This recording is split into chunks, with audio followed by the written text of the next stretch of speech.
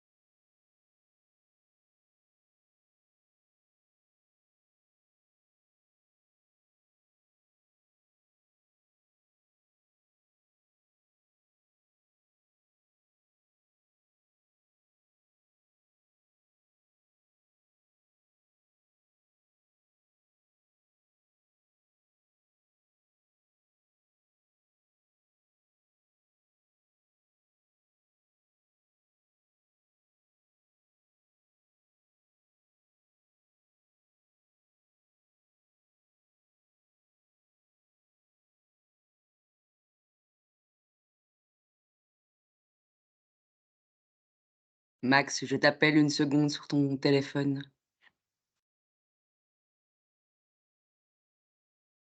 Ça va.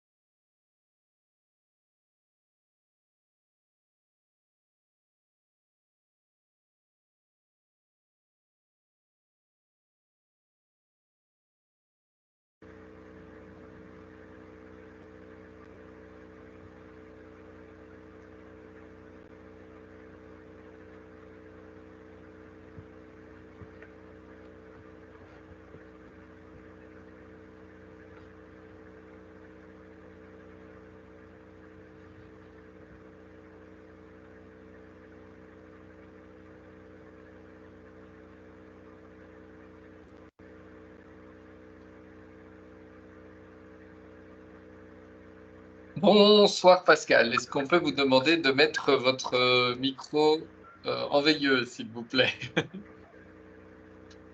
Parce que je ne suis pas administrateur, donc je ne sais pas le couper. Voilà, parfait. Merci beaucoup.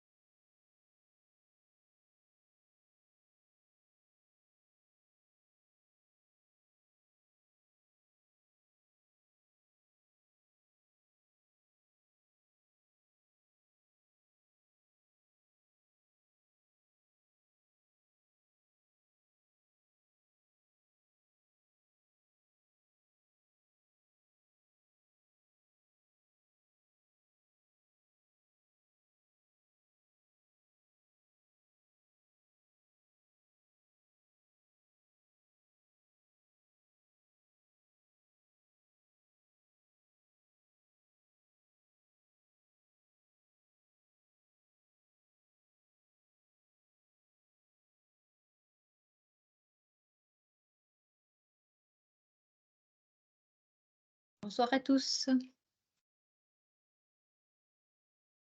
Bonsoir à toi, on t'attendait.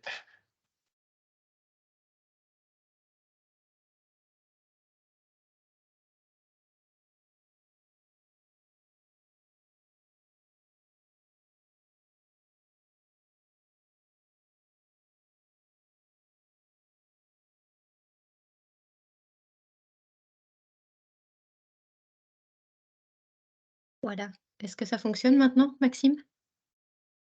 Non.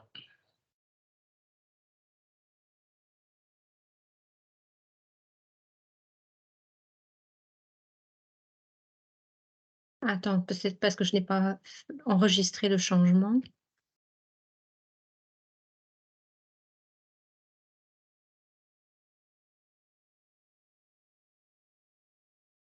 Maintenant? Non plus.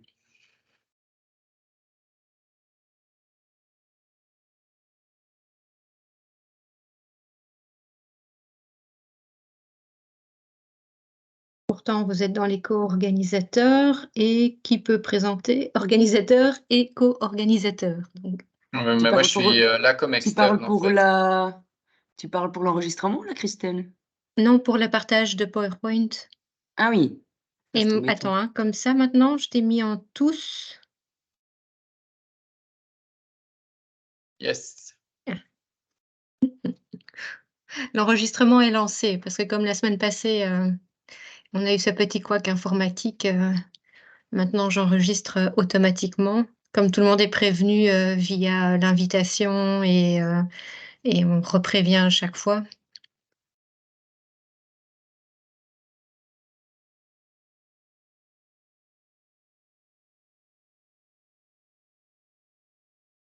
Voilà. Parfait. Peut-être encore patienter, une dizaine de minutes pour être sûr que Oui, il n'est même pas encore l'heure. oh bonjour Karine! Bonjour Carinette. Vous allez bien? Toujours. Ah oui. Ça va alors. Bon ben, je reviens dans 5 minutes, hein. Ça va. À tout de suite.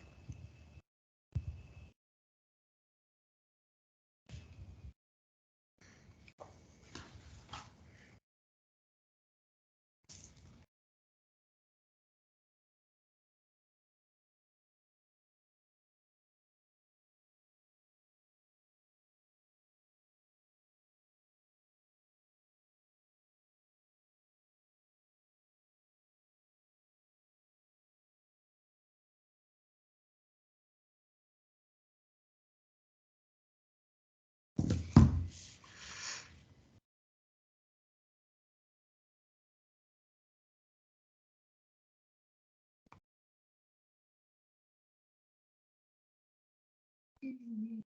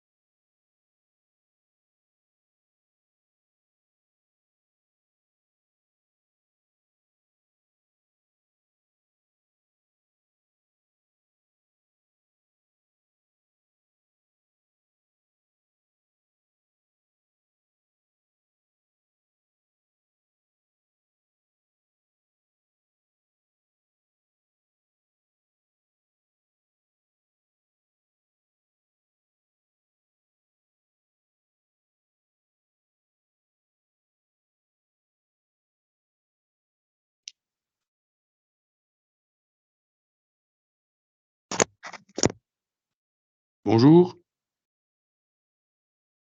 Bonjour, ou plutôt bonsoir. Oui, bonsoir, oui. Vous m'entendez bien, oui? Oui, oui. On Parce que attend encore quelques minutes. j'ai dû retourner à Madame Bullings pour avoir le mail. J'avais pas reçu le lien par mail.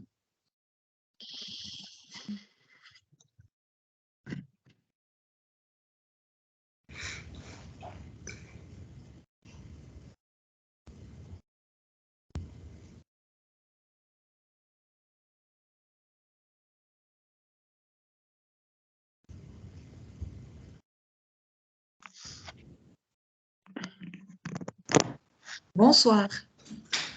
Bonsoir. Bonsoir. Bonsoir.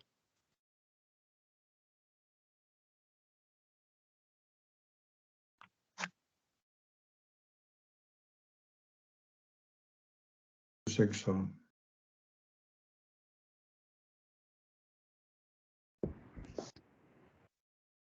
Voilà.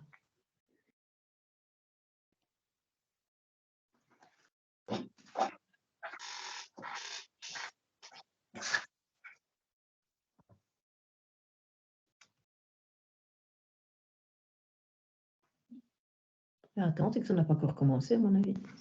Non, non. On a entendu un. Je confirme, ça n'a pas on- encore commencé. Non, Mathieu, mais on n'a pas encore commencé, je crois. On commencera à 18h10. Comme ça, les retardataires ont le temps de nous rejoindre. Il y a l'heure académique. Exactement.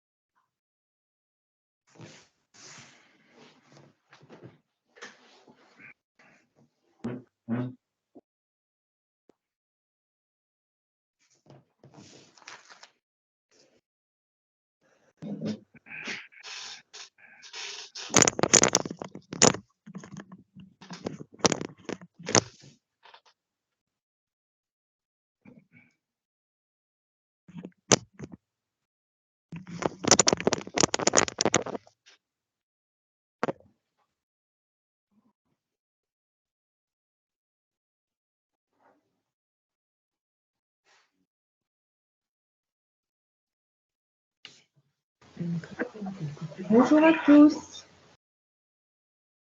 Bonjour. Bonsoir. Le micro.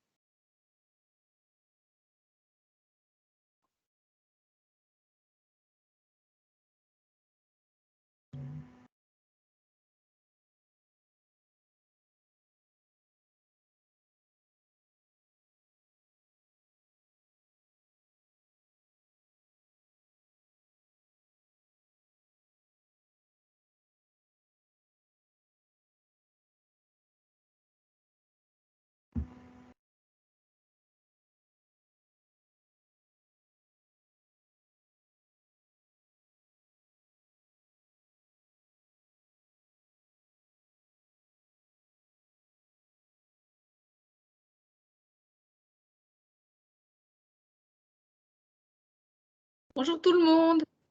Bonjour. Bonsoir. On va être magicien. Après ça, on va faire des milliers de voix. Ouf, au moins ça. Bon, on attend avec impatience. On dormira tranquille comme ça. De faire des milliers de voix. Arrêtez, arrêtez, arrêtez. Donnez-en aux autres. Oui. Voilà. Bon, bonne écoute. À tantôt. À tout à l'heure. Alors.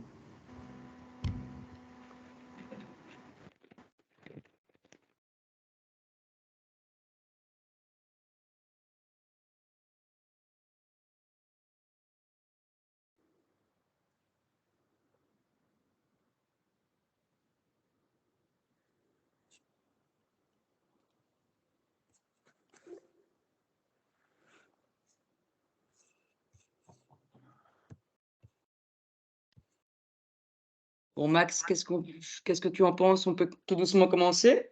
On va débuter, oui. Bonne idée. Bonne idée, comme ça. Donc, Eh juste bien, avant de commencer oui. la formation, simplement rappeler à tout le monde que celle-ci est enregistrée.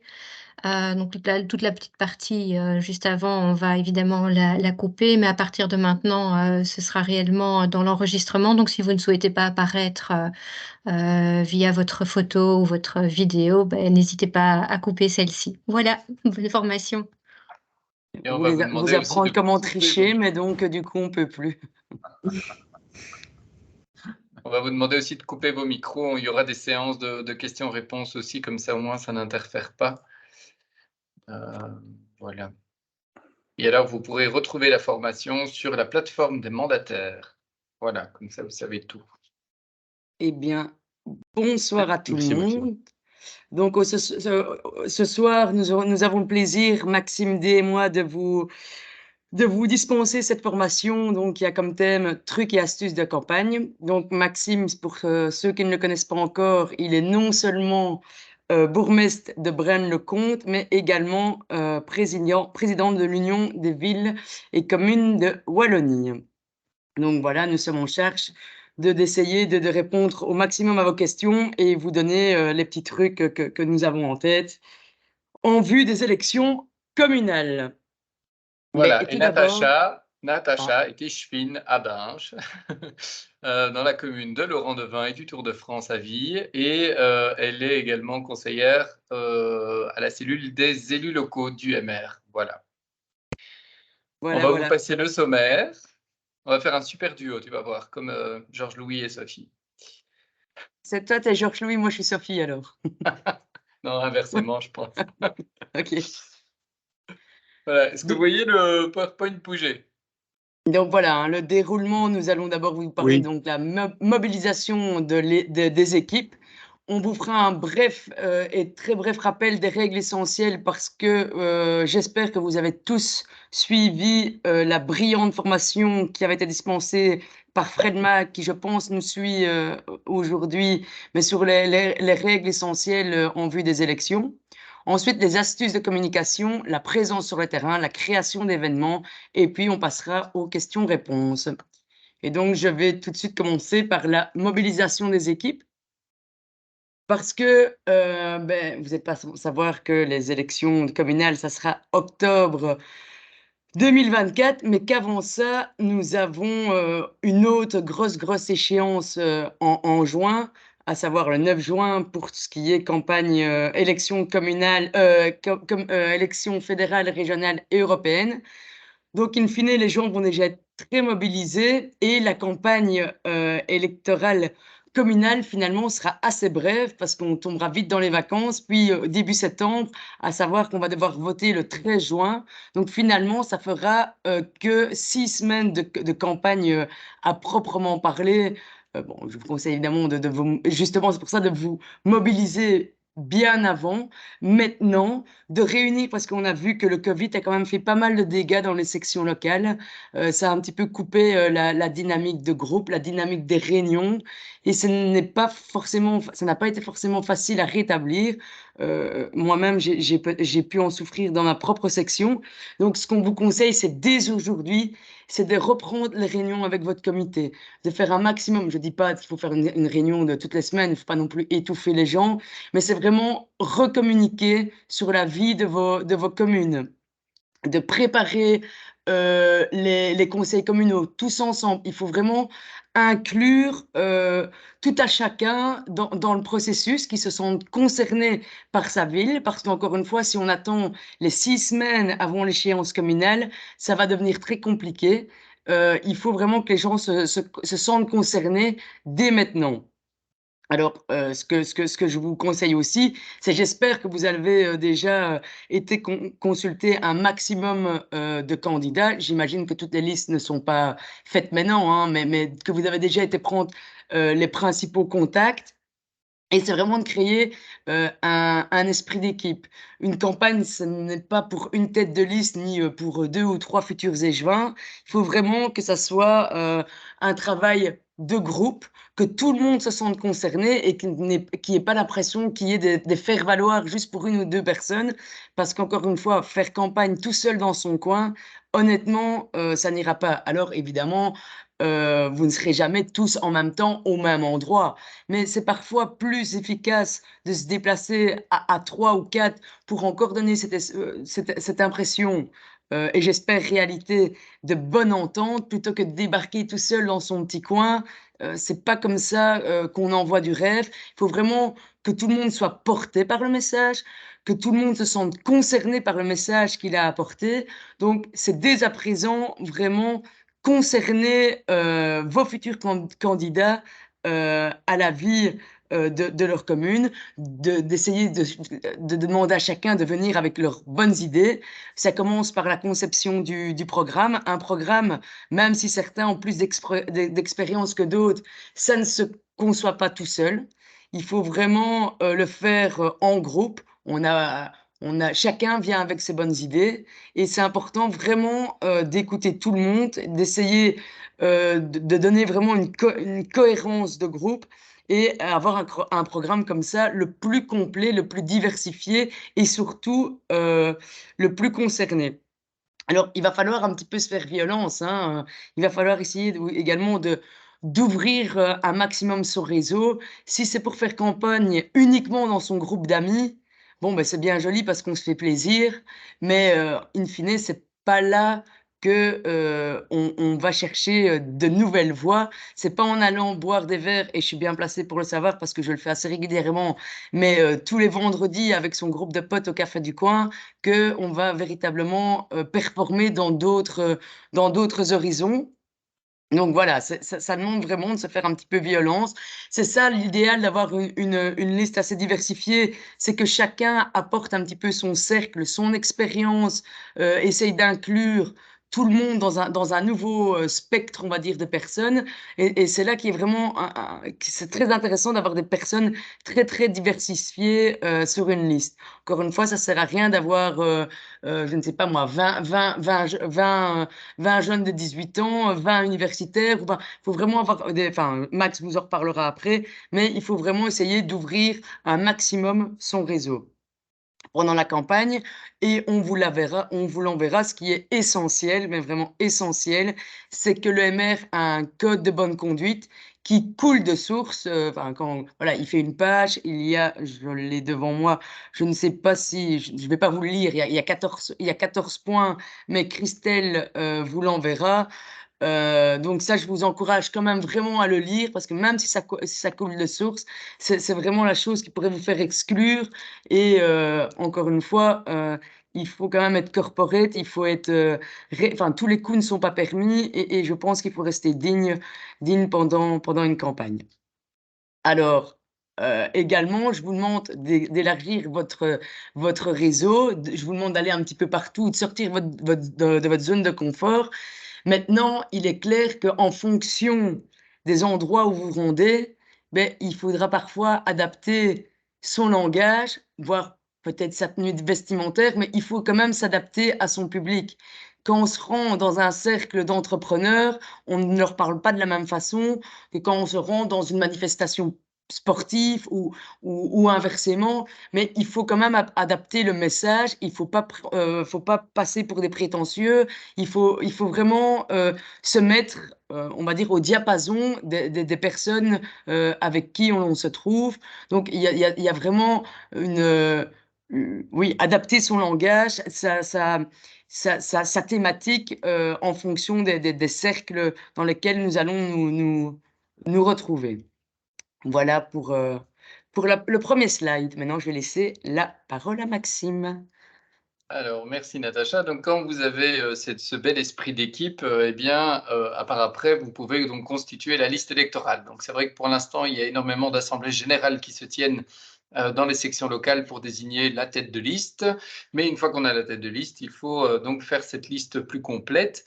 Alors, vous connaissez, je vais passer plutôt au point 3 et puis je reviendrai en avant, mais la règle de la tirette. Donc, pour les communales, c'est homme-femme, homme-femme, homme-femme, homme-femme, homme-femme, homme-femme, homme. Donc, on a cette obligation-là. Et alors, vous avez l'obligation, dans les 3 premiers de la liste, à avoir finalement ce que l'on appelle des candidats bourgmestres. Ça veut dire que si jamais dans les 3 premiers candidats de la liste, quelqu'un fait le plus gros score de la liste et qu'il est la plus grande liste de la majorité, c'est cette personne-là qui deviendra bourgmestre. Si elle refuse, donc si par exemple un 3e candidat fait le plus de voix de préférence, donc on ne parle même pas du pot, on parle vraiment des voix de préférence personnelle, eh bien s'il refuse d'être bourgmestre, il ne pourra pas siéger, en tout cas au collège communal. Donc l'idée, c'était d'avoir une espèce de petite sanction en disant que dans les 3 premiers candidats, on mettait des candidats qui accepteraient d'être bourgmestre pour que la démocratie directe, en tout cas, puisse s'exprimer. Donc ça, c'est quelque chose d'important quand on confectionne la liste, c'est en tout cas dans les 3 premiers de mettre des personnes qui accepteraient d'être bourgmestre. Alors, pour la liste électorale, le mieux, le plus simple, c'est un peu de procéder par colonne. C'est-à-dire que d'une part, on vous propose de faire un état des lieux des forces en présence, donc de voir dans vos élus sortants qui se représentent, qui ne se représentent pas, pour quelles raisons évidemment, essayer de garder évidemment le maximum de l'équipe, mais en même temps, c'est vrai aussi, c'est bien d'avoir un peu de rajeunissement, de fraîcheur, voilà, de rafraîchissement des équipes. Et puis, ce qui est hyper important, Natacha disait tout à l'heure qu'il fallait élargir son réseau et pas spécialement avoir que des amis autour de soi. L'idée, c'est la même chose pour des candidats sur la liste. Il ne faut pas qu'on soit tous amis ou potes avant tout, il faut aller chercher un petit peu partout, c'est-à-dire avoir une pléiade de personnalités de différents âges. Quand vous avez une ville ou une commune qui est composée de plusieurs anciennes communes ou villages, essayez d'avoir évidemment au moins un représentant par commune ou par village. Les professions, c'est très important d'avoir de tout, c'est-à-dire des étudiants, des professions libérales, des ouvriers, des employés, des retraités, évidemment, et d'avoir vraiment une multitude de personnalités qui peuvent représenter au mieux la population. Ce qui est important aussi, c'est d'aller chercher dans certains cercles et dans certains réseaux, puisque l'idée, c'est de pouvoir évidemment gérer une ville, gérer une commune, et donc souvent on a dans les mouvements de jeunesse, par exemple, dans les associations, des personnalités qui sont habituées à prendre le leadership de certains groupes, à organiser des soupers, à organiser des camps pour ce qui est des mouvements de jeunesse, et donc ils ont déjà en eux le fait de devoir confectionner un budget, d'avoir donc du coup tout l'aspect financier, l'aspect administratif aussi des demandes, de savoir rédiger forcément des mails et parler en public aussi. Donc c'est intéressant d'aller chercher dans certains réseaux. Même chose si vous avez des cercles de type Rotary ou donc les services clubs, c'est toujours intéressant d'aller puiser dedans, voire de les infiltrer auparavant, tant que vous le pouvez en tout cas, pour essayer d'aller chercher un maximum de candidats qui puissent vraiment brasser tous les horizons le plus large possible. Donc ça, c'est pour la constitution de la liste électorale. Parallèlement à cela, il y a la rédaction du programme. On vous conseille en fait de le rédiger en groupe de travail, c'est-à-dire, et ça va aussi d'ailleurs aider à la mobilisation de l'équipe et à la cohésion de l'équipe, c'est de se dire, ben voilà, dans l'équipe, que ce soit les candidats, les potentiels candidats, mais aussi nos militants, les membres, voire même éventuellement des personnes qui ne veulent pas spécialement se montrer comme étant MR ou du nom de la liste en question, eh bien peut-être qu'il y a des gens qui ont des idées pour constituer le programme. Si vous êtes dans l'opposition, c'est plus facile parce que vous pouvez regarder ce qui n'a pas été fait par la majorité en place et sentir prendre le pouls dans la population, justement sur le terrain, en regardant un petit peu quels pourraient être les points principaux à mettre dans un programme. Une piste aussi, et on en parlera un petit peu après, c'est si vous faites en toute boîte, même si ça a un coût, mais ça reste quand même quelque chose d'intéressant, c'est de pouvoir faire un petit questionnaire en disant, voilà, dans notre commune, qu'est-ce qui manque selon vous? Est-ce que vous êtes satisfait de la propreté, de la sécurité, des travaux publics, enfin bref, donc toutes les composantes d'une commune. Ça peut être intéressant pour rédiger votre programme. Si vous êtes dans la majorité, c'est évidemment plus compliqué de s'autocritiquer, bien qu'un travail d'autocritique est toujours intéressant.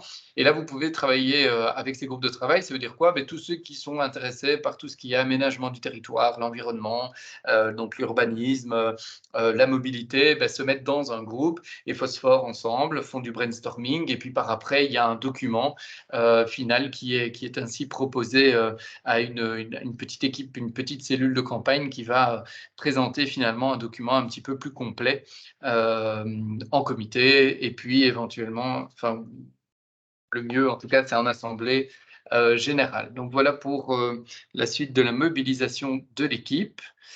On passera aux questions tout de suite après, ne vous inquiétez pas. Alors ensuite, on va vous rappeler quelques règles essentielles. Donc tout d'abord, on vous encourage à voir, plutôt revoir, pour celles et ceux qui l'auraient déjà suivi, mais l'excellente formation de Frédéric Mag, qui était la toute première formation d'ailleurs de cette Jungle Academy. Il y a toutes les règles en fait de campagne administrative sont dedans. Nous, en tout cas, dans cette formation, on voulait en tout cas, comment dire, mettre en avant quelques points. C'était la fameuse période dite de dépenses électorales, 3 mois avant l'élection communale. Donc, c'est-à-dire à partir du 13 juillet 2024. On a un avantage sur ces élections qui est aussi un inconvénient, mais c'est que forcément, vous allez pouvoir faire campagne communale pendant la campagne régionale, législative et européenne. Donc, Natacha le disait tout à l'heure, c'est vrai qu'on a 2 grands scrutins l'année prochaine. On va vous encourager à déjà préparer finalement cette campagne communale dans la campagne supracommunale. Et puis ensuite, les dépenses électorales seront prises en considération à partir donc du 13 juillet 2024. Quelques rappels quand même sur certaines interdictions, parce que même si on le dit et on le redit, on a parfois pas mal de problèmes. Donc, les panneaux de plus de 4 mètres carrés sont interdits. Donc, même si vous avez une façade abandonnée en plein centre-ville et qui a une superbe vue avec un grand passage, vous ne pourrez pas mettre dessus plus de 4 mètres carrés de bâche. Il est interdit également de distribuer des gadgets, des autres cadeaux. Attention aussi que si jamais vous éditez des gadgets, des cadeaux ou autres avant le 13 juillet et que vous les distribuez avant, juste après encore, ça peut être considéré donc comme étant des dépenses de campagne et surtout du coup une règle de campagne. Donc faites vraiment bien attention de ne plus rien donner gratuitement à partir de la période de dépenses électorales.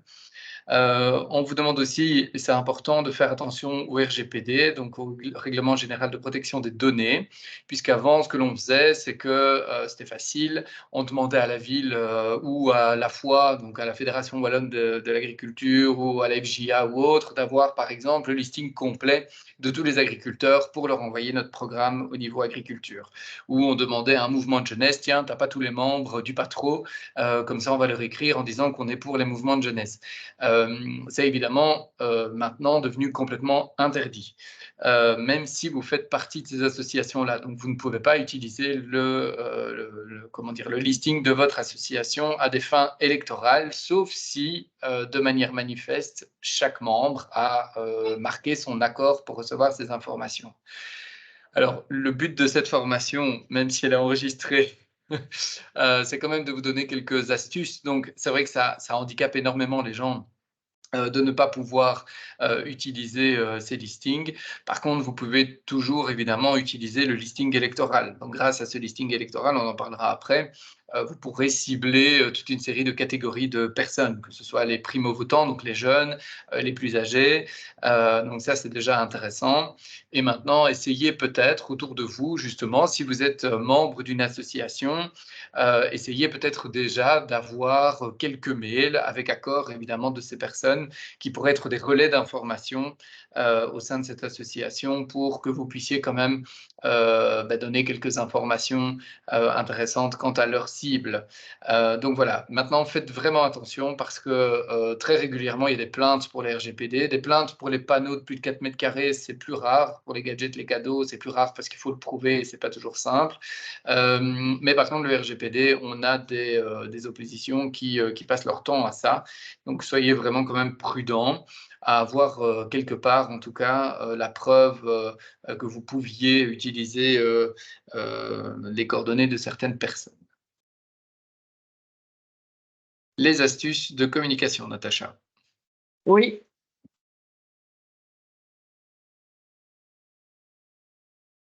Oui, donc voilà. Alors, par rapport aux astuces de communication, par rapport à ce qu'on va distribuer pour le papier, vous n'êtes pas sans savoir que quand on fait, un marché et quand le marché est fini, ça fait un peu tâche, de ramasser tous les tracts et on voit que tout ce qui est jeté, par terre.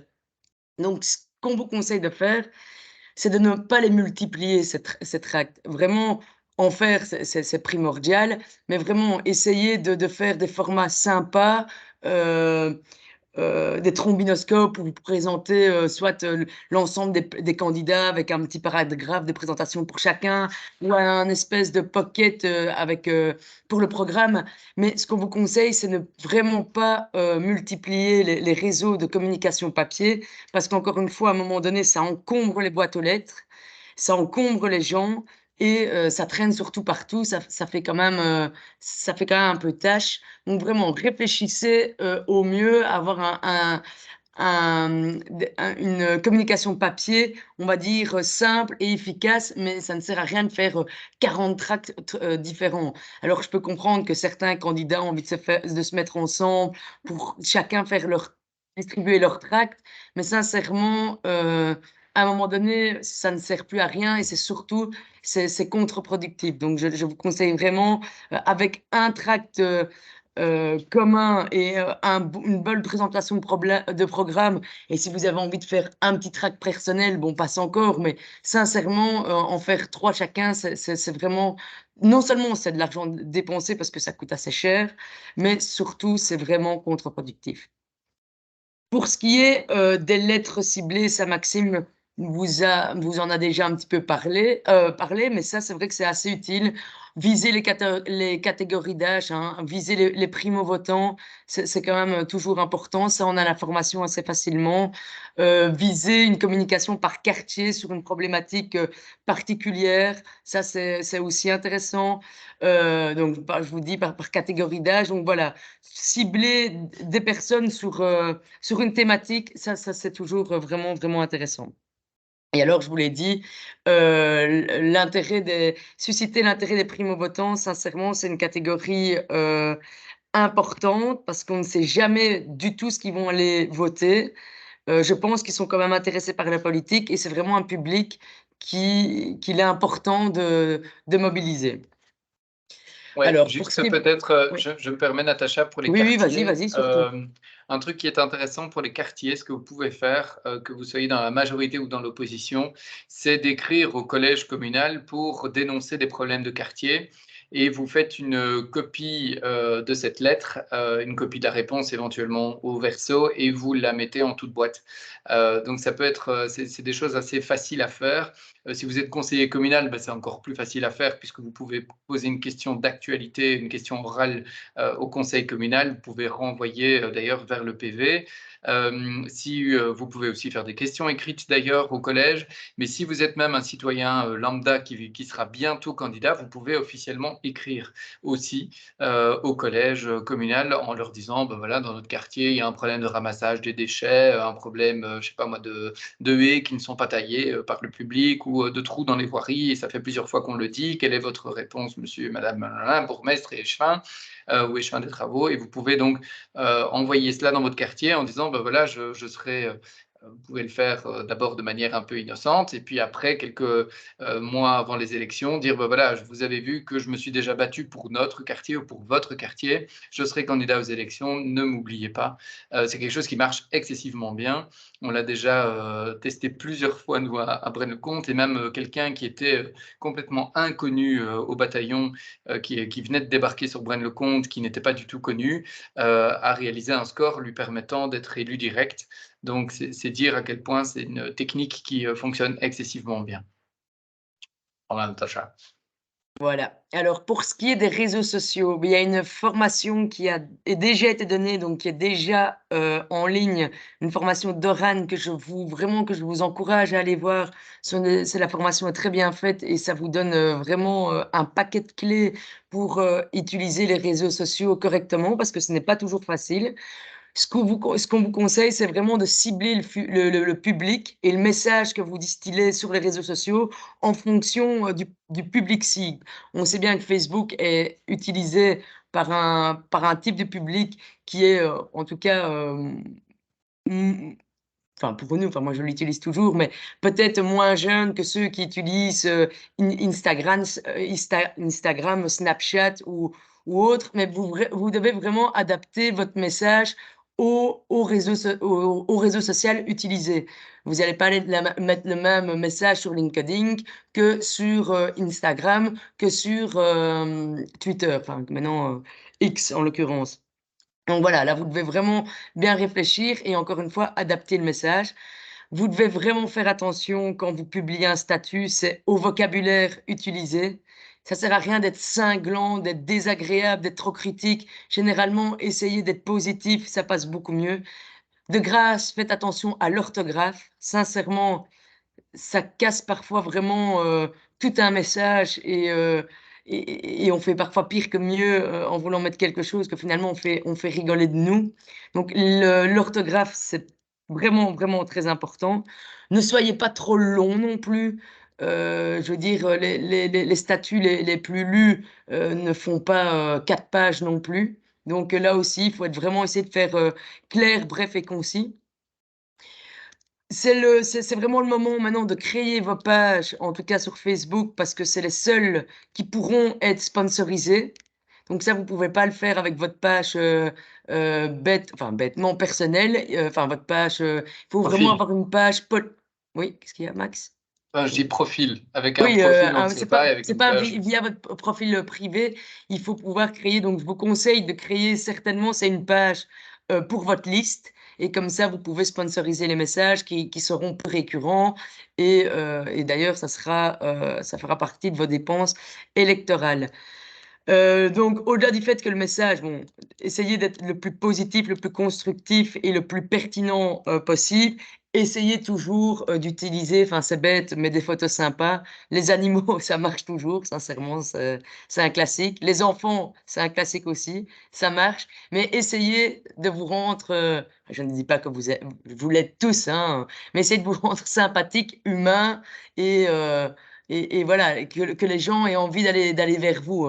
Essayez de vous montrer souriant. De même, des petites vidéos sympas, ça attire toujours le regard et c'est toujours assez utile. Voilà pour ce que j'avais à dire des réseaux sociaux, mais surtout, je vous encourage à retourner voir la petite formation de Oran. Alors, les relations presse, c'est quelque chose d'important aussi, notamment quand vous êtes élu local déjà, donc que ce soit conseiller communal, même éventuellement conseiller de l'action sociale, c'est plus facile parce que vous avez des interventions, vous avez déjà eu notamment des questions orales et tout ça, donc vous présidez peut-être un groupe de travail pour lequel il y a des bilans qui ont été faits, vous présidez peut-être une ASBL, vous êtes peut-être administrateur d'une ASBL qui fait toute une série d'actions. Vraiment, c'est des communiqués avec la presse. Alors, idéalement, avec la presse, c'est la presse locale, dans nos cas, dans les cas qui nous intéressent évidemment pour les élections communales. C'est jamais facile, en fait, de tomber sur le journaliste local. Mais souvent, il y a un journaliste ou des rapporteurs d'événements en fonction des quotidiens, en fonction des télés locales qui sont dédicacées à votre commune.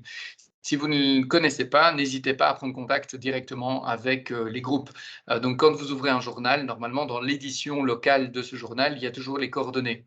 Mais vous pouvez malgré tout téléphoner directement au siège central s'il le faut et demander les coordonnées de votre lien local. Alors, les journalistes locaux, il faut savoir, ils sont excessivement friands d'informations parce qu'ils sont payés forcément au nombre d'articles qu'ils font. Mais en plus de ça, dans la presse papier, ça a énormément évolué maintenant et donc c'est une presse qui se fait majoritairement maintenant en ligne. Ça veut dire que même bête information peut intéresser un journaliste local qui en fera une news, avant tout donc une news en ligne. Cette news en ligne, vous pouvez par après du coup la partager sur vos réseaux sociaux et montrer finalement que vous êtes quelqu'un. Donc ça c'est quelque chose d'hyper important. Donc je reviens avec tout à l'heure, on parlait justement d'un petit tract, enfin ou toute boîte, ou alors comme le disait Geoffrey dans la conversation, il a totalement raison. En fait, vous sonnez aux portes et vous leur donnez en main propre le tract ou l'information, mais n'hésitez pas non plus à communiquer cela aussi avec la presse. Parfois, ce qui est intéressant, par exemple, ici, il y a un débat, Jacqueline Galland, par exemple, a fait une petite sortie sur l'éclairage public dans les communes. Rien n'empêche de poser une question sur l'éclairage public dans votre commune, de savoir quelle est l'économie, est-ce que le collège envisage de prolonger l'extinction de l'éclairage ou de le maintenir dorénavant le week-end ou le maintenir en général tout le temps. Voilà, ça c'est des questions qui peuvent intéresser évidemment aussi par après les journalistes locaux. Alors, on a mis aussi l'organisation de conférences de presse. C'est vrai que les conférences de presse, on va être honnête, elles fonctionnent de moins en moins bien, sauf quand il y a à manger. Donc, soit vous organisez un petit déjeuner, soit vous organisez un lunch, donc une conférence de presse vers 11h30 par exemple, soit une conférence de presse à 8h du matin. N'allez pas plus loin, ça ne sert à rien. 16h, ils doivent aller rechercher leurs enfants comme tout le monde et donc ils ne viendront pas manger du cake. Mais une conférence de presse, ça peut quand même être intéressant, notamment pour 2 points principaux. C'est un, présenter la liste, donc ça veut dire montrer des images de masse et permettre aux journalistes de faire des photos ou de pouvoir, pour la télé locale, prendre des images en direct. Et puis la présentation du programme. Faites ça en 2 temps. Ne faites pas tout en même temps, au moins comme ça, on parlera de vous 2 fois plutôt qu'une. Surtout que, vous le savez très bien, on a tellement d'informations qui circulent, y compris dans la presse, qu'on est très vite oublié. Donc mieux vaut évidemment qu'on parle de vous plusieurs fois. Donc c'est pour ça pour l'instant qu'il y a une première communication en disant voilà, la tête de liste a été désignée par l'Assemblée générale. C'est une première communication. Deuxième communication, voilà la liste. Éventuellement, vous pouvez toujours présenter d'autres candidats si vous avez un transfert intéressant, si vous avez, je sais pas moi, une personnalité intéressante de votre ville. Par exemple, moi, à Braine-le-Comte, je pourrais dire, j'ai un jeune retraité qui s'appelle Eden Hazard et donc il s'ennuie, il pourrait être candidat, par exemple, aux élections communales. Ce n'est pas le cas, hein, mais c'est un exemple. Ça mériterait une conférence de presse à elle toute seule. Donc, voilà pour les conférences de presse. Ça ne marche que si vraiment il y a un petit plus. Sinon, ça ne marchera pas. Et n'hésitez pas vraiment à, si jamais vous n'avez personne à votre conférence de presse, à faire vous-même les photos, à faire vous-même le communiqué et à la limite l'article, à le transférer par mail à votre relation, enfin votre contact presse local pour qu'il puisse faire un joli copier-coller, ce qui malheureusement se fait de plus en plus de nos jours. Alors, la présence sur le terrain, Natacha. Merci. Effectivement, faire campagne de son canapé, ça devient un peu compliqué. Donc, qui dit campagne dit qu'il va falloir s'activer et vraiment être sur le terrain.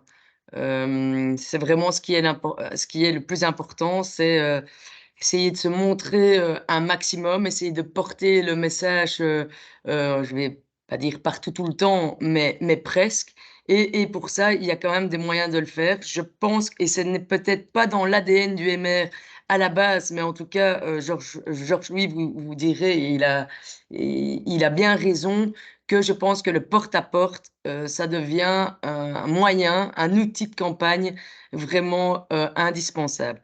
Alors, il faut pas, je pense, hein, sinon les gens vont vous prendre pour des témoins de Jéhovah ou vont se sentir acculés. Il faut pas débarquer à 10, mais je pense que faire des groupes de 2, des groupes de 2, en allant distribuer encore une fois bêtement le petit programme Pocket que vous écrirez, ça peut vraiment porter ses fruits, être un peu sympa, vraiment discuter calmement avec eux.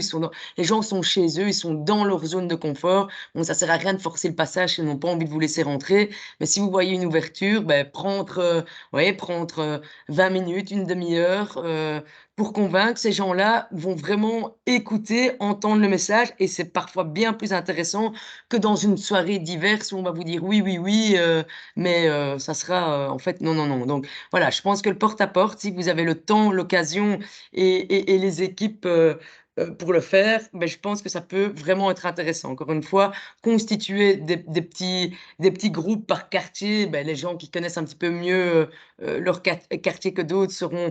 Vous mettez un habitant d'un quartier particulier avec quelqu'un d'extérieur, voilà, et vous constituez comme ça des groupes de 2, ça peut vraiment matcher et avoir de la portée. Ensuite, il faudra être présent effectivement aux activités de la commune. Là, moi, ce que je vous conseille, c'est d'organiser un petit groupe WhatsApp,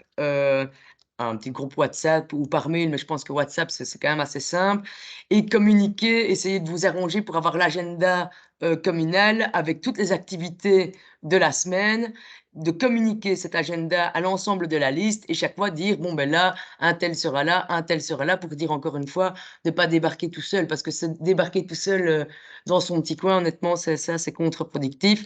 Mais chaque fois, essayer d'aller en groupe à un maximum d'activités. Encore une fois, la campagne, on dit que les dépenses électorales, ça va commencer le 13 juillet, mais honnêtement, en juillet et août, je pense pas qu'il se passera grand-chose. Donc vraiment, ça va commencer en septembre. Mais si vous êtes sur le terrain qu'à partir du 1er septembre, ça c'est beaucoup trop tard.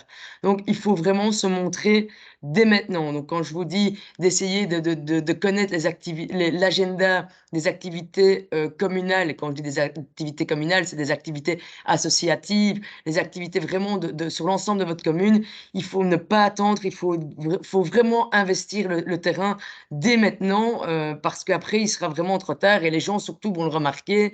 Et il n'y a rien de plus désagréable de dire, ah ben regardez le groupe de politiciens, on les voit 6 semaines sur l'année et puis on les voit plus. Ça, c'est également contre-productif. Ce qu'on vous conseille aussi de faire, c'est vraiment des réunions citoyennes, que ça soit par ancienne commune ou par quartier, vraiment pour aborder une problématique bien particulière, écouter ces personnes-là, venir avec des solutions. Et là, rien à faire quand on s'intéresse à un problème particulier, que ce soit un problème de trottoir, d'égouttage, d'inondation ou autre, les gens se sentent évidemment bien plus concernés que pour d'autres thématiques. Et là, c'est vraiment le lieu pour leur dire, ben voilà, on est à votre écoute, on a des solutions, on est là vraiment pour vous. Donc ça, je pense que c'est une présence également indispensable à avoir sur le terrain. Donc voilà pour ce que j'avais à vous dire. Alors, les événements. Donc, attention à vos événements que vous allez créer éventuellement en période de campagne électorale, puisque là, vous devrez imputer tous les frais de cet événement si l'événement n'est pas ce que l'on appelle récurrent. Donc, si vous avez, comme beaucoup de sections locales, votre souper annuel qui tombe, oh, c'est un hasard, 2 semaines avant la mi-octobre, donc souvent vers fin septembre, début octobre, et que c'est comme ça plus ou moins chaque année, donc ça peut être fin septembre, début octobre, voilà. Il n'y a aucun problème, évidemment, cet événement sera considéré comme étant un événement récurrent et ne sera pas comptabilisé dans vos dépenses électorales. Si par contre vous créez un événement qui n'était pas récurrent, là, évidemment, vous devrez l'imputer. Faites attention, ça va très très vite au niveau du coût, évidemment, de l'événement. Et qu'en plus de ça, on ne peut pas offrir des verres et consorts, donc c'est un peu compliqué. Alors, donc, débuter dès maintenant peut-être toute une série de petits événements. C'est vrai qu'on vous a mis le succès des petits apéros, des after-work et consorts. C'est vrai que c'est quelque chose d'assez facile à créer, que ce soit d'ailleurs en partenariat avec un commerçant local. Donc, vous allez voir un cafetier, vous lui dites, tiens, est-ce qu'on pourrait occuper soit l'entièreté du café, soit une salle annexe, tel jour à telle heure, pour y réunir un peu la population et on offre un verre et voilà. Ça, vous pouvez évidemment le faire en dehors de la campagne électorale facilement, dans la conception de votre programme justement, en disant, tiens, voilà, pour le village un tel, on se réunit dans le café du village, de telle heure à telle heure, on vous donne des tickets et ceci vous donne droit à une consommation ou 2 consommations et pendant ce temps-là, on discute à bâton rompu. C'est quelque chose qui fonctionne excessivement bien. Ça fonctionne aussi auprès du public plus jeune, pour pouvoir aller à leur rencontre. Donc soit vous avez une section jeunes et mères dans votre commune, soit vous n'en avez pas, mais donc justement, c'est un peu l'idée d'aller chercher via 2-3 jeunes, des jeunes, c'est le cas de le dire, et de travailler un peu en réseau, c'est-à-dire que chacun invite 2 personnes, 3 personnes, 4 personnes et puis hop, hop, hop, on arrive à remplir très, très facilement le café. On vous le disait tout à l'heure, l'importance des rencontres citoyennes pour réaliser le programme. C'est vrai que c'est important, toujours, pas spécialement finalement pour le faire, parce que pour le faire, on se rend bien compte que c'est toujours compliqué d'écouter toutes les demandes de tout le monde. Et si on écoute tout le monde, il faut faire un budget communal à, je sais pas moi, 1 milliard d'euros et c'est impossible. Mais ça vous permet d'abord, quand vous rencontrez les gens, de pouvoir leur expliquer pourquoi leur idée ne serait éventuellement pas réalisable. Et souvent, ils en sortent du coup quand même satisfaits parce qu'ils sont contents d'avoir pu vous donner l'idée et ils sont contents d'avoir une réponse, même si la réponse n'était pas positive. Ensuite, une fois que le programme est constitué, c'est toujours intéressant dans la communication de dire que ce programme a été fait sur base des rencontres citoyennes. Comme ça, vous avez une adhésion, déjà une préadhésion de vos idées, de votre programme vis-à-vis de la population. Alors, si vous n'avez pas le temps d'organiser des rencontres citoyennes, nous, par exemple, dans notre commune, on avait à l'époque 19 000 habitants et on avait fait 19 réunions. Donc, en disant une réunion pour 1000 habitants, c'était assez lourd. On était dans l'opposition, donc on avait beaucoup de temps pour ça. Maintenant qu'on est dans la majorité, on n'a plus le temps de le faire. D'ailleurs, l'opposition ne le fait même pas elle-même, mais c'est toujours quand même intéressant de pouvoir aller dans l'un ou l'autre quartier, éventuellement, comme on l'a dit juste avant, faire des réunions Tupperware chez des amis qui eux-mêmes invitent des gens du quartier ou du voisinage. Ça peut être intéressant. Et donc, vous pouvez comme ça constituer le programme. Par exemple, on revient avec le RGPD. Vous pouvez aussi dire, voilà, vos idées en matière de sport et vous lancer une invitation ouverte très large, en ce qui compris donc du coup aux clubs sportifs, sans les cibler via le RGPD, mais en tout cas en les ciblant de manière très large. Et vous pouvez du coup faire une réunion thématique sur le sport. Vous pouvez faire une réunion sur l'agriculture, sur enfin voilà, plein d'autres domaines qui pourront vous permettre de réaliser le programme. Et alors, ce qui marche excessivement bien, en termes d'événements, mais c'est de mettre en avant évidemment les commerçants et producteurs locaux. Donc plutôt que d'aller chez Colruyt, chez Lidl ou autre, vous fournir pour faire votre souper spaghetti ou votre souper, enfin votre barbecue, votre couscous, enfin tout ce que vous voulez, pot de choucroute, ça va être bientôt la période. Allez vraiment chez les commerçants locaux. Ça vous coûtera peut-être un tout petit peu plus cher, bien qu'ils seront tellement honorés d'être mis en avant par quelqu'un, même par l'opposition, qui vous feront peut-être un prix et que, in fine, vous aurez peut-être les mêmes tarifs qu'en grande surface. Mais quand sur votre affiche, vous mettez que l'entrée du repas, c'est le fromage de telle ferme ou une soupe qui a été faite avec les légumes de telle ferme ou de tel circuit court, et puis après, on aura de la viande du boucher, un tel, ou du poisson de la poissonnerie, une telle, ça montre vraiment une volonté de soutenir le commerce local. Et ça marche excessivement bien parce qu'évidemment, le commerçant, il ne faut pas oublier qu'il a pignon sur rue, forcément, et que quand il aura été mis en avant, même si c'est par une couleur politique, même si c'est par des candidats aux élections, il en parlera derrière son comptoir. Et en plus de ça, il suffit que des personnes qui ont été à votre souper ou à votre événement aient bien aimé ce qu'ils ont mangé ou dégusté, ils en parleront aussi devant le comptoir. Et puis, il y aura peut-être un débat qui se fera dans le commerce. Donc voilà, ça peut être la même chose avec un apéro où au lieu de mettre des chips Bonnie ou 365, vous mettez des petits fromages qui viennent de tel endroit, une saucisse sèche du boucher, des petites carottes de la ferme Intel, et vous aurez un impact qui sera énorme. Et n'oubliez pas que ces gens, après, feront évidemment votre publicité. Ensuite, on avait un dernier slide. Ouais, voilà. Par rapport à la stratégie, et là, honnêtement, il ne faut pas se tromper parce que dès maintenant, si vous êtes dans la majorité ou dans l'opposition, ce qui est sûr, c'est que la manière de campagne et le message va être différent. Si vous êtes dans la majorité, honnêtement, que vous soyez en majorité absolue, que vous soyez un peu seul comme moi, avec beaucoup de socialistes ou peu importe, ce qui est sûr, c'est que, si le MRSE, pour les bourgmestres, évidemment, vous allez défendre votre bilan, mais pour ceux qui font partie d'une majorité qui n'ont pas le majorat, ça ne sert à rien d'aller taper sur votre bilan. N'allez pas détruire votre propre bilan, parce que sinon, on aura vite fait de répéter, c'est bien, vous êtes en train de tout critiquer. En attendant, ça fait 6 ans que vous êtes en majorité avec un tel ou un tel parti. C'est un petit peu facile. Donc, je pense qu'à un moment donné, votre bilan, vous devez le défendre. Que ce soit ceux qui ont leur majorat, évidemment, c'est bien plus facile parce qu'ils vont sortir quand même les bourgmestres sont quand même plus forts en début de campagne que les autres. Mais pour les échevins, donc voilà, vous devez vraiment défendre votre bilan tout en essayant de vous distancer des autres partis et surtout en mettant le doigt sur ce qui peut être amélioré.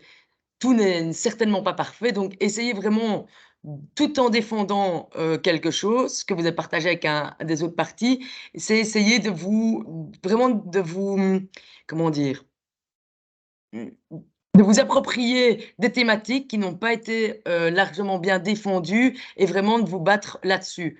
Si vous voyez à un moment donné que la propreté, ça a laissé à désirer, ben, sautez sur l'occasion.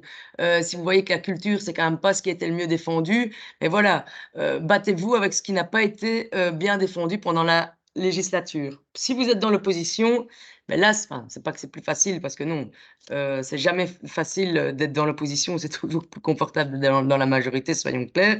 Mais par contre, c'est beaucoup plus facile d'aller critiquer. Mais non, ça ne sert à rien de faire de l'opposition totalement destructrice. Prenez vraiment des gros dossiers et défendez votre position en disant, ben voilà, ça c'est un échec majeur de la majorité et vraiment enfoncer le clou là où ça fait mal. Mais ça sert à rien d'aller absolument tout critiquer non plus. À un moment donné, ça va passer pour des empêcheurs de tourner en rond, mais saisissez-vous de quelques dossiers très importants qui ont été mal gérés et vraiment faites-en votre cheval de campagne. Voilà pour ce qui est de la stratégie. Alors ensuite, il y avait le fait de réseauter au maximum, on en a déjà beaucoup parlé, hein, mais c'est vraiment quelque chose d'important. Donc oser aller vers les autres, oser pousser des portes que vous ne poussez pas habituellement, oser vous infiltrer, sans être péjoratif dans le terme, mais dans des comités, voilà, quand vous allez à un souper, par exemple, je sais pas moi, souper de l'association philatéliste, n'hésitez pas à aller au bar. Et puis si vous avez un petit peu les moyens, j'avoue que c'est pas donné à tout le monde, hein, j'en suis bien conscient, mais par exemple, ça fait toujours bien de dire j'offre un verre aux bénévoles, par exemple, ou de mettre en avant les bénévoles. Si vous faites des photos, plutôt que de faire des photos de vous en train de manger à table, faites une photo de l'équipe en disant tiens, est-ce que je peux poster la photo de l'équipe pour vous féliciter, vous remercier de votre action. Indirectement, vous allez réseauter, en fait, vous allez être quelqu'un quand il y a l'accueil des nouveaux habitants, quand il y a des manifestations communales, quelles qu'elles soient, mettez-vous au milieu de la foule, pas en retrait. Les politiques, souvent, parlent aux politiques. Moi, je me bats d'ailleurs souvent avec mes équipes en disant arrêtez de rester entre vous, allez vers les gens, parce que c'est comme ça que vous allez créer véritablement un réseau. Même chose, n'hésitez pas à avoir sur vous des petites cartes de visite, toutes simples, hein, il ne faut pas faire trop de fioritures. Et d'ailleurs, c'est un petit clin d'œil à la formation liée à la communication, mais donc sur la plateforme des élus, des mandataires, donc vous avez une plateforme maintenant qui s'appelle mr.be/aide-section. Vous avez via Canva la possibilité de faire vos propres cartes de visite en quelques clics, ça va super vite. Il y a même un petit comment dire, un guide pour vous aider à faire ces petites cartes de visite. Donc, ce n'est pas des cartes de candidats, hein, c'est des cartes aujourd'hui de conseillers. Voilà, vous pouvez même mettre simplement membre, hein, de la section locale de telle commune. Mais ça vous permet en tout cas de pouvoir donner vos coordonnées, d'être un relais et d'être quelqu'un, en fait, de devenir quelqu'un. Il y avait le point sur l'instauration d'une période creuse entre les 2 élections de juin et octobre. Ça, c'était une proposition de Georges Louis. Je sais, bon, on a reçu cette proposition pendant une réunion des présidents de fédération. Vous n'êtes pas obligé de le faire. Natacha l'a expliqué tout à l'heure. Ouais, il faut Oui, juste, mais à un moment donné, il faut laisser un peu les gens c'est pas pour ça qu'il faut être moins sur le terrain, parce que ça, c'est toujours important, mais à un moment donné, il faut peut-être pas aller distribuer des tracts à tout va, juillet et août, parce que je pense que oui, là, les clairement. gens, ils vont vraiment être saoulés. Je pense qu'il faut peut-être pas aller leur parler politique tous les jours non plus, mais ça n'empêche pas de se montrer sympathique et d'être sur le terrain, ça c'est toujours important, hein. Mais ce qui est sûr, c'est qu'il Il faudra pas, je pense que les gens, ben, ils vont entendre parler de négociations déjà pendant tout juillet, pendant tout le mois d'août. Ça sert à rien d'aller en rajouter une couche. Si vous voyez que les gens, ils ont envie de boire un verre avec vous, ou peut-être pas d'aborder le sujet, ça sert à rien d'aller provoquer le débat non plus. Donc voilà, ça c'est aussi un peu question de sensibilité. Vous sentez bien quand c'est le moment ou quand c'est pas le moment, hein. Donc voilà. Et alors, le dernier point, c'était de débuter au plus tôt les contacts avec les autres parties. Donc là, c'est plutôt pour ceux qui sont dans la gestion des sections locales. Mais plus tôt vous les débutez, mieux c'est, parce que ce qui est hyper important dans une relation de gestion communale, c'est les relations humaines. Donc, je ne veux pas dire les amitiés, bien que ça peut encore se créer. Mais plus on se voit, plus on se parle, plus on s'apprécie, plus on se dit, ben oui, on pourrait aller ensemble.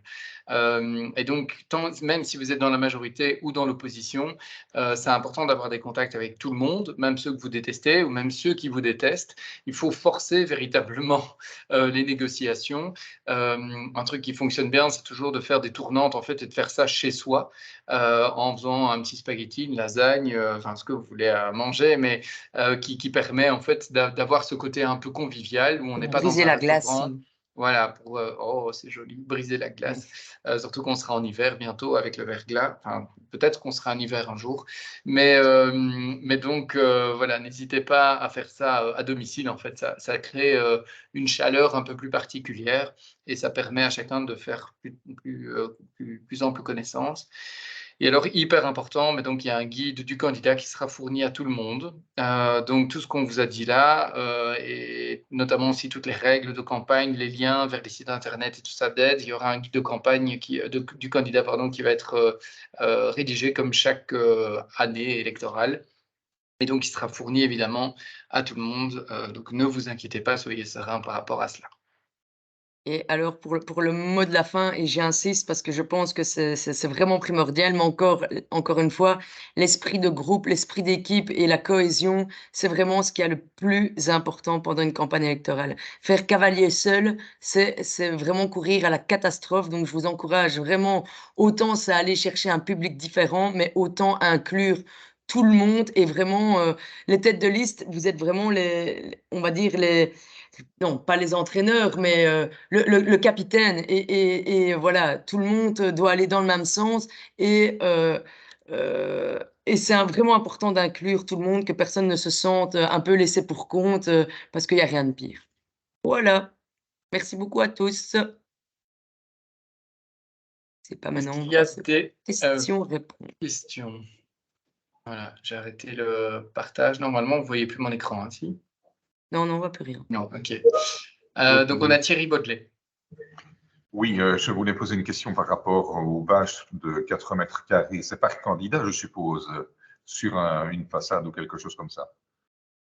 C'est ça, mais ne mettez pas deux candidats du coup de 4 mètres carrés l'un à côté de l'autre, ça fera 8 mètres carrés et donc ce sera mort. Vous voyez, vous devez avoir juste. Donc vous pouvez être à plusieurs sur une bâche, mais il ne faut pas que au total il y ait. Donc ça ne peut pas excéder 4 mètres carrés quoi qu'il arrive. Oui, sur un seul endroit, 4 mètres carrés, ou ça peut être pour plusieurs candidats, une bâche de 4 mètres carrés chacun? Ah, vous pouvez Non, c'est avoir d'un une seul bâche de tenant. 4 mètres carrés chacun, mais elles ne doivent pas être mises côte à côte. Ah, d'accord. Merci. Il faut qu'il y ait un espace bien. Ça peut pas être d'un seul tenant. Si c'est pour les coller, Voilà. tout ça, ça ne marche pas. Oui, d'accord. On mettra 10 cm entre chaque. Merci. Ouais, au Ouais, moins. 10 cm, c'est un peu peu, hein, monsieur Ouais. Baudelet. 10 cm, c'est un peu peu. Mais Oui. par contre, vous pouvez faire une bâche de 4 mètres carrés avec la tête de tout le monde, de tous les candidats ou des 3 Oui, d'accord, mais j'ai premiers. compris. J'en ai déjà fait des campagnes, mais c'est pour être certain, quoi. Oui, Merci. oui, je sais bien. J'imagine. Voilà. Alors, on avait Michel. Michel Longueville. Oui, bonjour. Petite question, mais qui concerne. La formation est super intéressante comme la semaine passée, mais ça concerne un peu la formation de la semaine passée où apparemment on nous a dit que l'enregistrement a été perdu. Alors que c'était super intéressant, surtout notamment le fait de relayer les différents réseaux sociaux vers une unique communication via des capsules YouTube. Je voulais savoir ce qu'il en était, si on ne pourrait pas faire un résumé, parce que franchement, j'en ai parlé avec plusieurs, c'était vraiment génial. C'est des trucs qu'on ne maîtrise pas. Voilà. Christelle l'a mis dans la conversation, donc effectivement, l'enregistrement n'a pas, bon, voilà, ne s'est pas fait, mais par contre, le PowerPoint sera diffusé. Ce qu'on peut ok. imaginer de faire peut-être, c'est de refaire la formation ou en tout cas demander à Oran si elle est d'accord de l'enregistrer, elle Chez donnant la elle, ouais. formation, même si on ne le fait pas avec tous les participants, mais pour avoir en tout cas un enregistrement d'elle qui explique la formation, parce que je peux évidemment bien comprendre que juste en lisant le PowerPoint ou en essayant de retrouver un peu ce qui a été dit via le PowerPoint, ça n'est pas toujours évident. Voilà, on est sincèrement désolé, c'est une petite erreur de parcours, mais on fait le maximum en tout cas pour essayer d'avoir quelque chose à vous retransmettre d'ici les prochaines semaines. Oui, parce que franchement, c'était intéressant, parce que pour moi, ce sera ma dernière campagne, j'ai 62 ans, mais par rapport aux jeunes qui sont chez nous, je comptais en fait la remontrer à tout le monde. Parce que franchement, c'est un truc qu'on n'imaginait pas. Tout recentrer sur YouTube, c'est une bonne idée, quoi. Voilà. On demandera à Oran de refaire la formation. C'est vrai qu'on essaiera de mettre en ligne. Super, merci. Alors, je vois Elisabeth. Oui, vous m'entendez? Oui. Très bien. Oui.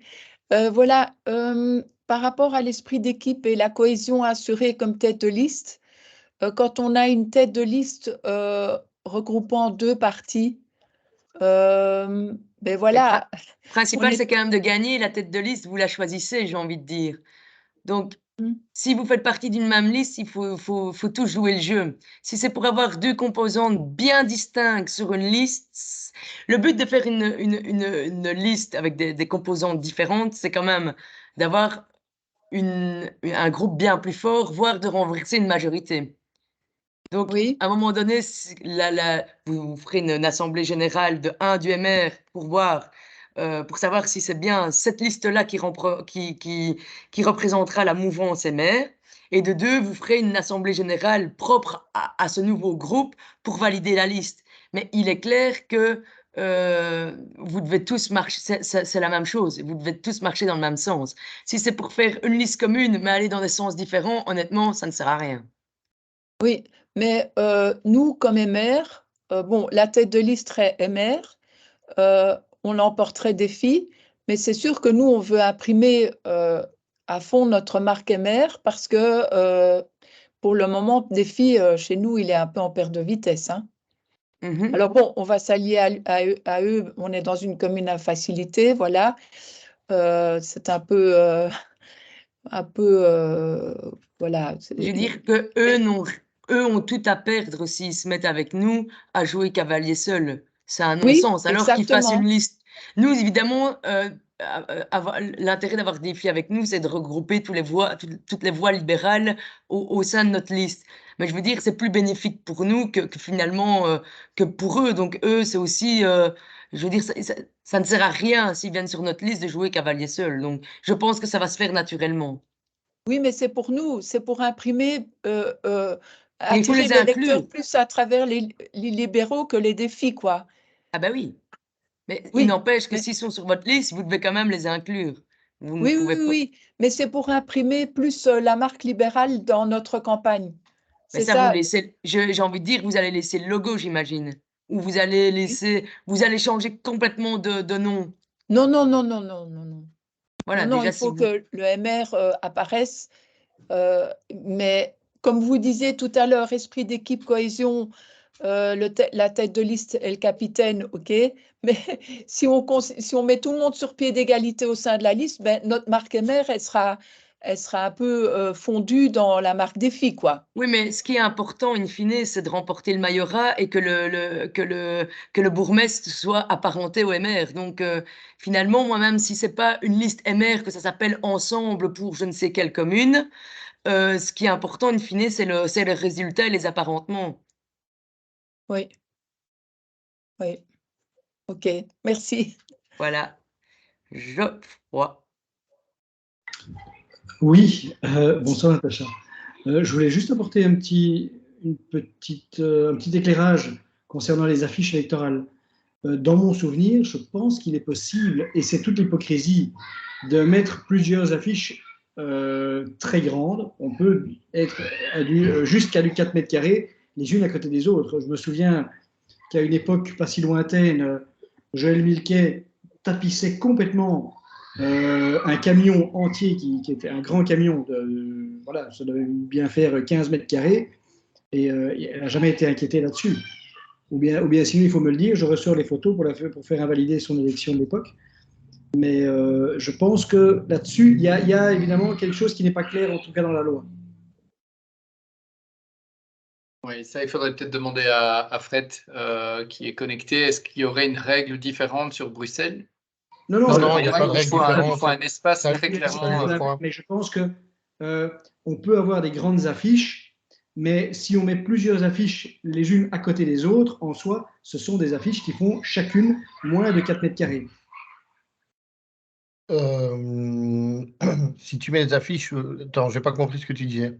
Si tu fais plusieurs affiches de 2 mètres carrés, tu les mets les unes à côté des autres, on est d'accord qu'au total, admettons, tu en mets 4 l'une à côté de l'autre à 8 mètres carrés, eh bien, techniquement, tu es dans le cadre de la loi. Parce que ce sont des affiches de 2 mètres carrés chacune. Écoute, en fait, c'est comme tout. La règle, c'est 4 mètres carrés. La coutume, entre guillemets, c'est si vous faites plus de 4 mètres carrés, enfin, plus c'est interdit, mais que si vous en avez plusieurs à mettre, vous devez essayer de les espacer. Pour certains, 5 cm, c'est assez. Pour d'autres, 1 demi-mètre, c'est mieux. Bon, voilà, ça dépend de l'espace disponible. Je rappelle aussi que ça, c'est la règle. Mais qui contrôle la règle? Qui va aller porter plainte? Ce n'est pas le voisin qui ne connaît pas la règle. C'est les autres pas candidats. Le citoyen. Les autres, oui. Celui qui va les contrôler, c'est votre adversaire politique, qui va aller faire des photos, qui va l'envoyer à je ne sais quelle autorité qui organise et qui contrôle et qui avalise le scrutin. Et donc, finalement, vous pouvez ne pas respecter la règle pendant 20 ans et que ça passe. Hein. Vous savez, si vous avez décidé un jour, c'est l'exemple que je donnais l'autre fois, si vous avez décidé un jour, à chaque fois que vous arrivez au feu rouge, de ne pas vous arrêter et de foncer. Ben, si vous n'avez jamais croisé une voiture, si vous n'avez jamais croisé un policier, et si vous avez eu la chance de ne jamais avoir une caméra ou quoi que ce soit en face, ben vous n'avez pas respecté la règle, mais vous êtes toujours vivant et vous pouvez même en rire, quoi. Et donc, nous, on est là pour vous expliquer et pour vous rappeler ces règles-là. Les trucs et astuces, déjà un peu pour prendre les virages un peu plus larges. Éventuellement, on peut discuter une fois à titre personnel l'utilisation des fichiers, ce genre de choses. On a quelques éléments à apporter éventuellement. Mais la règle, c'est on n'utilise pas d'autres fichiers que le registre des électeurs, par exemple. Tu vois, c'est ça la règle. Moi, ici, en tant que travailleur, employé du MR, je ne peux pas vous donner autre chose que la règle. Tu vois? Bien sûr. Moi, je me contentais de dire que la règle, en fait, il y a l'esprit de la loi. Il y a la loi et l'esprit de la loi. Et selon moi, la règle, c'est pas plus de 4 mètres sur un même support. Mais sachant qu'un bâtiment, la façade d'un bâtiment, c'est un support. Les grands supports publicitaires publics sur les façades. Mais en fait, techniquement, pour éviter que ce soit vu comme ça à 15 ou 20 mètres, avec un slogan énorme. Mais il est possible de mettre plusieurs affiches collées les unes à côté des autres. Si par exemple, vous avez un ami qui vous met un champ à disposition, pour parler pour les Wallons, il y en a peu à Bruxelles des champs, voilà, eh bien, techniquement, qui pourra l'empêcher de mettre des affiches les unes à côté des autres? C'est ça que je veux dire.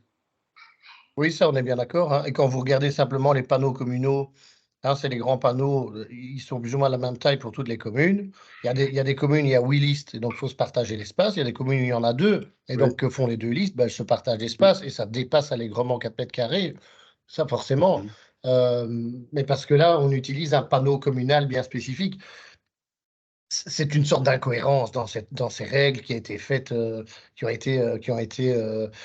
ont pour simple objectif qu'il n'y ait pas un smirmorque au plein milieu d'un champ avec écrit en méga grand « Voter commence », quoi, tu vois. Et que ça fasse 45 mètres carrés. Voilà, c'est un peu ça. Ceci dit, voter commence, quoi. Merci. Bravo en tout cas. Merci pour l'information. Pascal Lambré. Oui. Bonsoir. Moi, j'avais une petite question en fait. Quand vous faites partie de la majorité ou de l'opposition, quelle est la ligne du temps la plus appropriée quand, par exemple, je parle pour moi, je serais plus enclin à être dans l'opposition que dans la majorité. Le temps imparti pour y rester avant de repasser dans la majorité, elle est de combien? Et le but, c'est quand même de passer dans la majorité, hein. Oui, oui, d'accord, mais c'est mieux. Mais donc le plus vite possible. Hein. Donc le plus vite possible. C'est Le but d'une élection, c'est quand même de passer dans la de l'opposition à la majorité. Si on veut regrouper ces électeurs ou même des élus, dans un premier temps, c'est quand même mieux de passer, quand on commence la politique, par l'opposition que par la majorité, non? Non. Non? Non. Ah, je pense. Celui qui dit que c'est mieux de rester dans l'opposition, c'est plutôt un discours en disant tout le monde a gagné, mais on préfère rester dans l'opposition parce qu'en fait, on n'a pas gagné. Mais non, la majorité, c'est tout. Pour vraiment travailler, il faut être dans la majorité. Dans l'opposition, c'est un petit peu crier à corps et à cri, mais in fine, on prend aucune décision et on avance, on ne fait pas avancer le schmilblick. Ok, merci.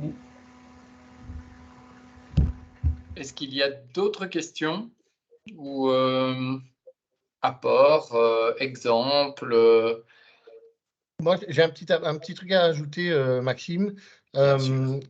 Et il y a M. Delray après qui a une question. C'est simplement utiliser, en tant que candidat, utiliser votre imagination au maximum. Soyez créatif, soyez imaginatif, soyez drôle. En fait, vous pouvez, enfin drôle, c'est pas forcément drôle, c'est pas le bon terme, mais imaginatif.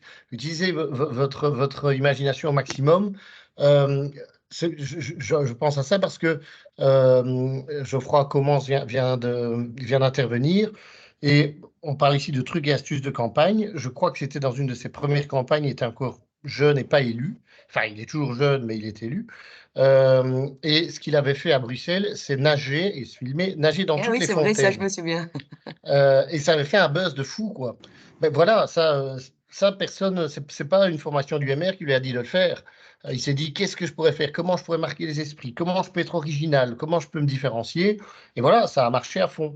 Je vous dis pas d'aller On ne demande pas d'aller tout nu dans un étang non plus. Qui borde, qui traverse votre ville ou votre village. Hein. Mais voilà, c'est le genre de truc. C'est un peu dingue, mais si vous n'êtes, si par exemple c'est votre première campagne, vous n'êtes pas encore très connu, ben voilà, ce sont des petites choses qui peuvent marquer les esprits et vous rendre Et par contre, si vous avez un doute, parce que pour pas non plus être totalement à côté de la plaque, si vous avez un doute, vous pouvez nous envoyer votre petite capsule vidéo, votre idée, et on donnera notre avis pour dire de ne pas faire quelque chose de complètement loufoque non plus, mais... Si l'idée est d'aller cambrioler tous les circuits courts de la région en disant c'est une bonne blague et je les redistribuerai au bon peuple, bon ben ça forcément c'est plus difficile. Monsieur Delray. Oui, Maxime, j'ai une question. Est-ce que cette année-ci, est-ce qu'on met des affiches ou pas? Les autres campagnes, c'était sans affiches les autres années. Est-ce que tu sais me répondre?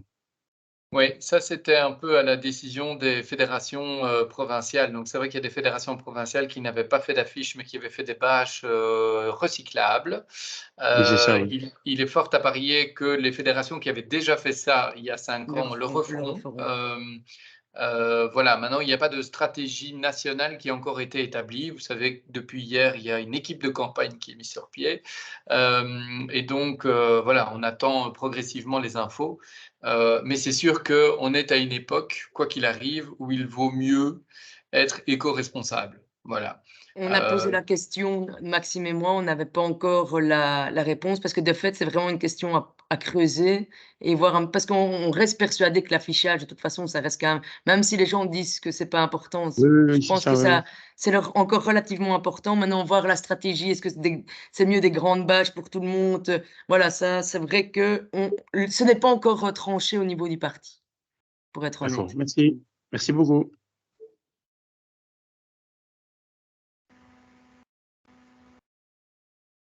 Ah, il faut que j'aille remettre la lame de l'hôtel de ville au Montferme.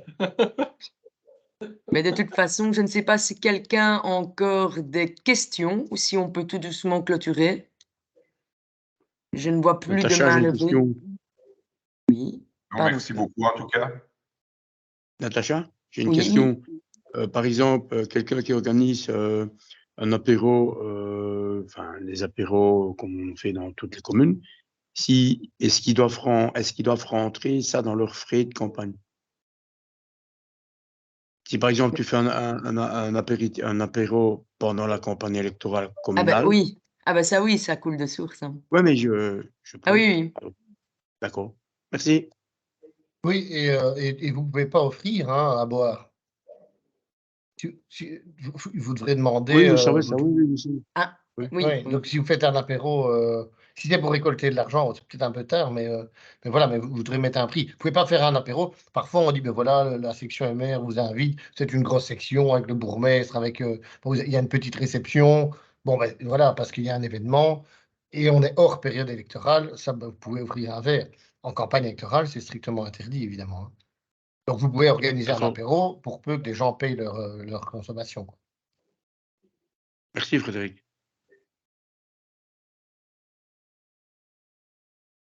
Est-ce qu'il y avait d'autres questions? Non? Eh bien, voilà. Alors, Nous on restons- vous propose d'arrêter là.